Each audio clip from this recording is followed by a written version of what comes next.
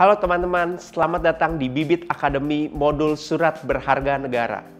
Perkenalkan, nama aku Ricky Susanto. Tahukah kalian bahwa kita sebagai masyarakat ternyata bisa berinvestasi dengan meminjamkan uang kepada negara? Atau pernahkah kalian mendengar tentang investasi surat berharga negara? Nah, di modul kali ini kita akan belajar semua hal tentang surat berharga negara atau biasa disingkat SBN. Mulai dari apa itu SBN, jenis-jenis dan perbedaannya, istilah dalam SBN, bagaimana memperoleh keuntungan, serta proses pembelian dan penjualan SBN. Yuk kita mulai dari apa itu SBN. Mungkin ada beberapa dari teman-teman yang kurang familiar dengan SBN. Atau pernah dengar tapi masih belum tahu sebenarnya SBN itu apa sih? SBN adalah surat berharga negara yang diterbitkan oleh pemerintah untuk membiayai anggaran negara. Melalui investasi SBN kita meminjamkan uang kepada pemerintah dan sebagai gantinya kita akan mendapatkan imbal hasil berupa kupon. Tapi sebenarnya kenapa sih pemerintah menerbitkan SBN? Perlu teman-teman ketahui bahwa negara Indonesia setiap tahunnya mempunyai anggaran pendapatan dan belanja negara atau APBN. Biasanya kebutuhan belanja negara jumlahnya lebih besar daripada pendapatan negara. Oleh karena itu terdapat selisih atau defisit yang butuh dipenuhi dengan cara berutang. Inilah tujuan utama kenapa pemerintah menerbitkan SBN.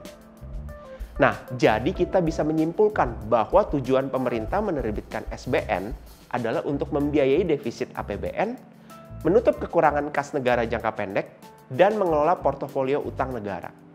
Selain itu, penerbitan SBN juga bertujuan untuk menyediakan pilihan investasi kepada masyarakat, menambah jumlah investor dalam negeri, dan mendukung terwujudnya masyarakat yang berorientasi pada investasi jangka menengah dan jangka panjang.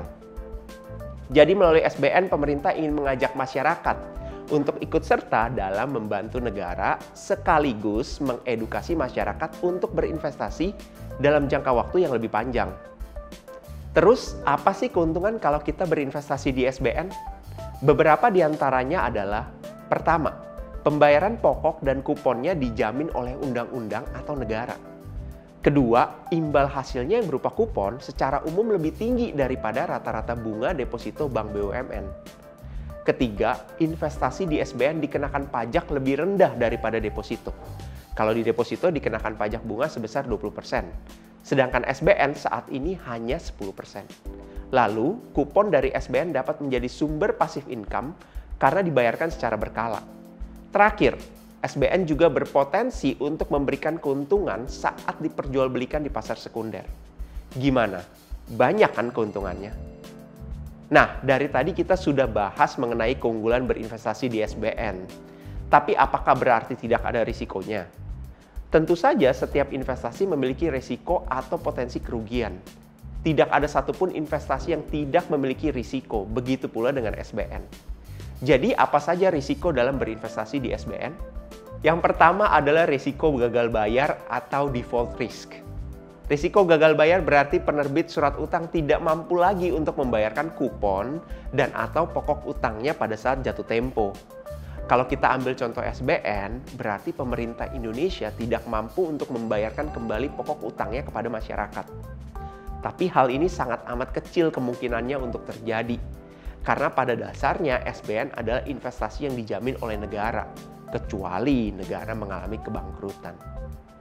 Kedua, risiko likuiditas atau liquidity risk adalah risiko di mana investor tidak dapat menjual atau mencairkan dananya dalam waktu yang cepat sebelum jatuh tempo. Artinya saat berinvestasi di SBN, dana kita tidak dapat dicairkan kapanpun yang kita mau.